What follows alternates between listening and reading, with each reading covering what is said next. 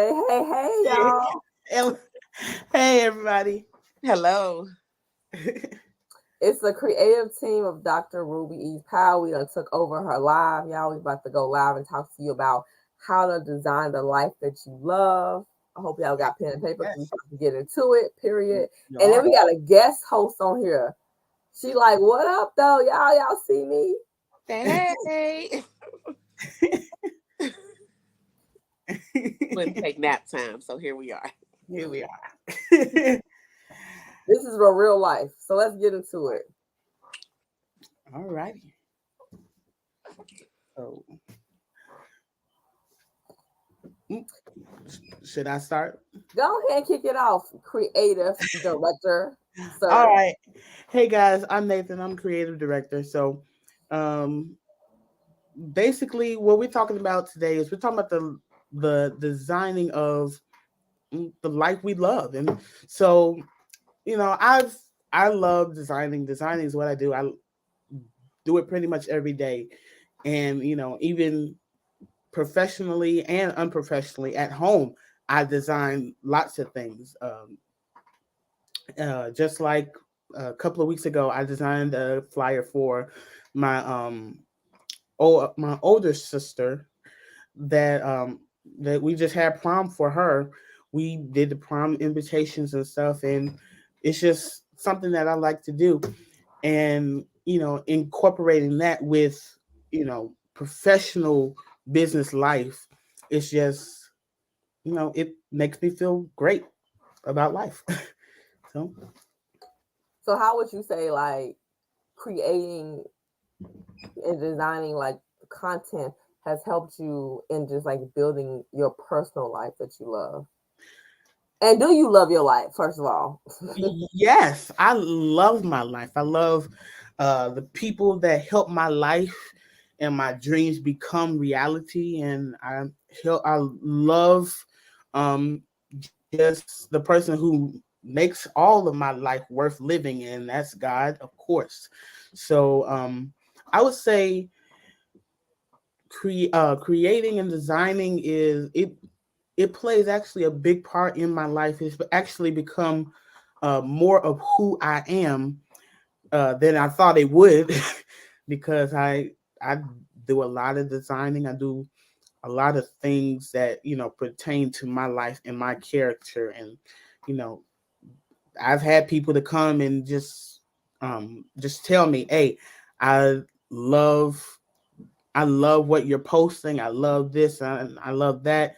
And it just helps me, and it really builds my confidence level, um, just to be able to do that. So, yeah. And then Nathan, he's trying to play small, y'all, but like he got a whole company. He be doing all type of stuff, and he a pastor. Like, don't be acting like you just little. Like when you this big, like quit playing with me. Get out of here. Like, and then get back up and start over again. Not for real though, but Yeah. no, it's just awesome though. Seriously. What about you, Adia? Because you be over there doing great stuff too, and she's a project manager, y'all. Like, So I am Adia, and this is Melody. This is Dr. Ruby's granddaughter, and we are the project managers of Dr. Ruby and Associates and the Oasis Empowerment Zone, Yeah. and how design has helped me create the life I love. Um, I am outside of this, I'm a multicultural bridal hairstylist and makeup artist. And so I've been designing for a while. I have created my own logos, all of my own business cards, flyers, websites, all that stuff. I am also the creative director for our youth ministry at church. And so all of the graphics, design, background stuff that we need for that, I do that too. And so I haven't always wanted to be like a graphic designer. I've always known that I love design, but I wasn't sure what it is that I wanted to do with that.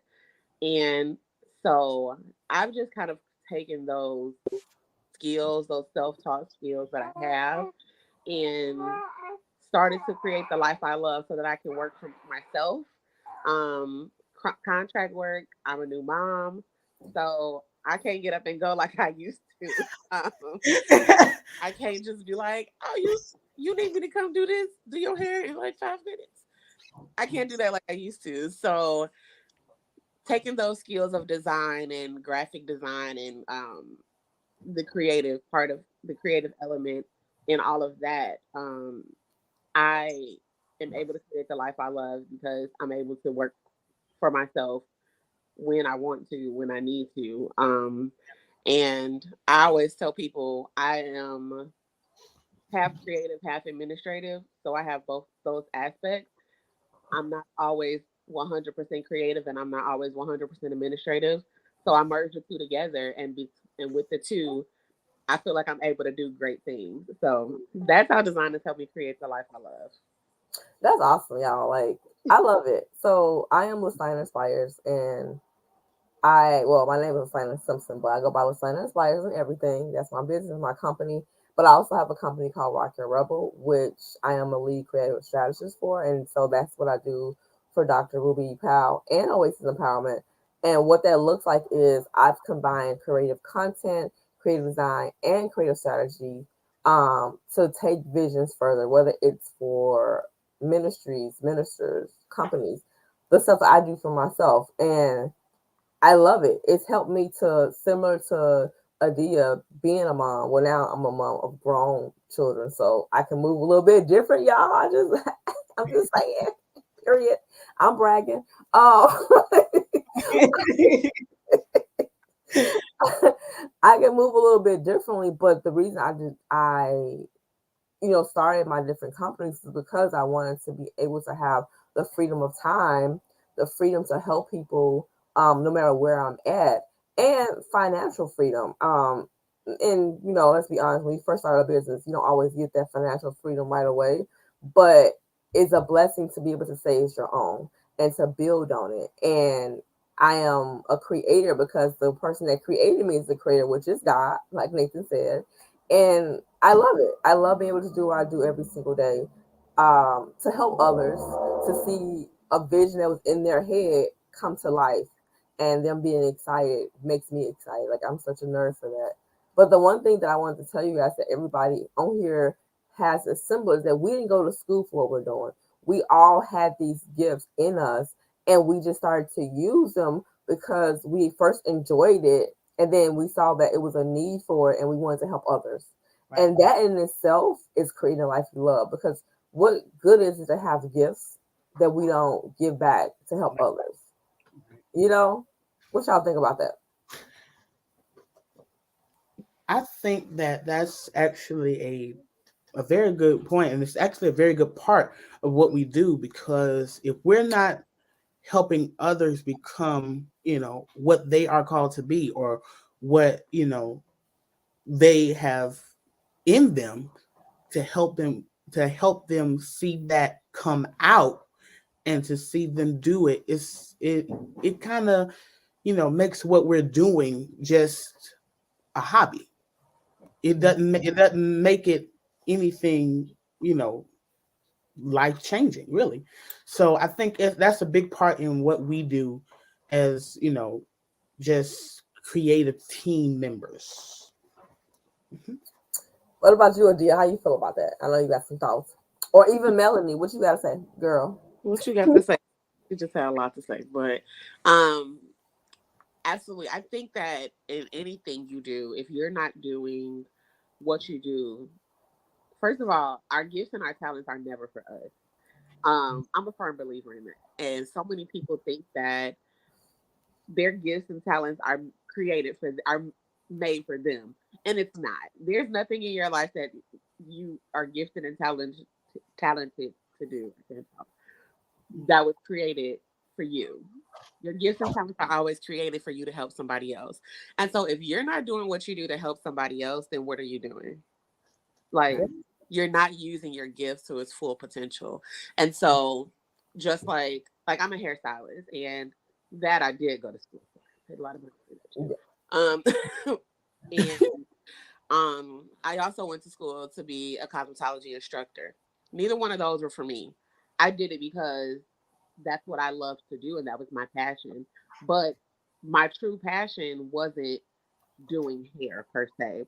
My true passion was really making other women and other people feel beautiful because so many women don't see the beauty in themselves. And just a simple getting your hair done. Like, if somebody was to come wash my hair right now and do it for me, I'm gonna feel like the most beautiful person in the world because I didn't have to do it myself. And it's just that element of relaxing and making another person feel good about themselves. And so when I'm creating and designing stuff, like recently I created a flyer for our youth ministry, um, inviting them out to our youth night, inviting teenagers and youth out to our youth nights and stuff like that. And when I was doing it, yes, I was thinking like, this looks so good. I did that. But then I'm also thinking, will anybody else think this look good? Like, will they be attracted to this? Will they like this? Is this gonna draw them to want to pick this up and say, "Oh, let me see what this is"?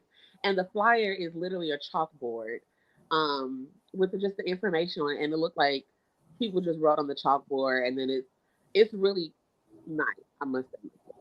But when I'm doing that, I'm thinking about, will a teenager want to pick this up and want to come to this event? Will a parent see this and want to pick this flyer up, and say like, oh, wait a minute, this is eye catching. This is um, something that's interesting that I want my child to be a part of.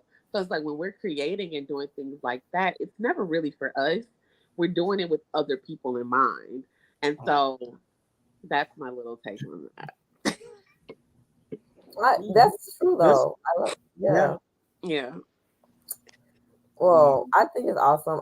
It's been a pleasure just being able to work beside you guys and, see Dr. Ruby's visions come to life in different areas and kind of like a deal. Like when I create stuff, I'm like, ooh, that's pretty dope. But then a second thought as well, I hope she thinks it's pretty dope. But then, but if they don't, then you don't get upset. You go back and you edit and you do what is done so they can. Because what's the worst thing in the world? If somebody get out your chair from getting their hair done, they like, this is some. I do not like this. Yeah. Can you imagine? Which is why I always tell people in anything. First of all, I think my biggest pet peeve is, especially like doing bridal hair or even like creating a graphic or something. I'll just do whatever you want. I can't do whatever I want because I'm not making it for myself. I'm making this for somebody else. So what I like may not be what somebody else likes.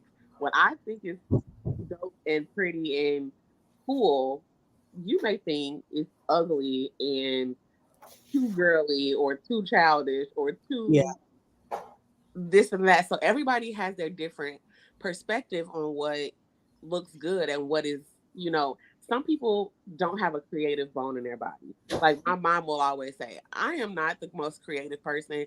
Matter of fact, she would say she's not creative at all, but she knows what she likes when she sees it. And so a lot of people are like that. And it's like a part of being a creative, you have to ask the questions to get people's minds going. Because a lot of people know what they like when they see it. And my mom always gives a good example about when Harlem Furniture was around and she used to go in and it say from the pictures on the wall to something she always say. And she's like, I like that. And it's like, if you don't have a canvas to start with, you have to ask those thought provoking questions to get that creative mind going. And then they're like, oh, okay, I do like this. I do like that. I don't like this. I don't like that. And there you're able to pull out their creativity. And you the least creative person and pull out that creativity in them that they didn't know how to pull out of themselves. Right. And so I always find it interesting that people are like, I'm not creative at all. And I'm like, just sit down. Let me ask you a couple questions. Right. Me a question. I like that. Yeah, that pretty much that's what it is. And so, Nathan, do you have any final words before we wrap it up? I would just say, for all the people who are watching, um, for all the people who are watching, um, I would just say, take a self-examination. See, you know, what do you have that's like creative, or what do you have that's in your life that you can make creative? You know, because we all have stuff in our life that's creative. We may not know it because we don't have that perspective, but if you take a good look, then you understand that we all have a little bit of creativity, in our lives, no matter what it is. Yes, we do, Melody. She agreeing. She did. She's like, yep. Yeah, she's agreeing. So yeah, I would just say that. Well, thank everyone for being here. I'm just gonna leave a few final words, and you can find a lot of the content, actually most of the content that we're talking about, on Dr. Ruby East Powell's website, www.rubyeastpowell.com. See it flat. You see, our creative director made it pop up there so you can see it for yourself, because I'll be talking real fast.